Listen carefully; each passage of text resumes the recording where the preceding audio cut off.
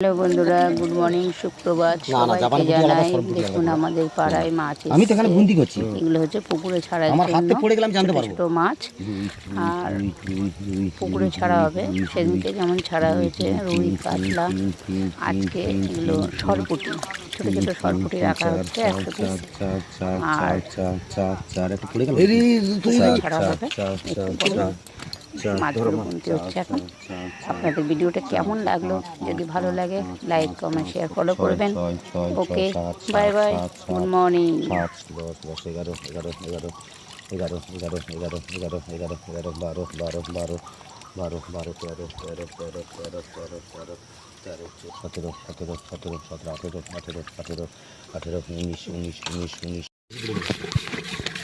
11 ওখান থেকেও দিয়েছিল আমাদের দেবো যখন দিয়েছিল।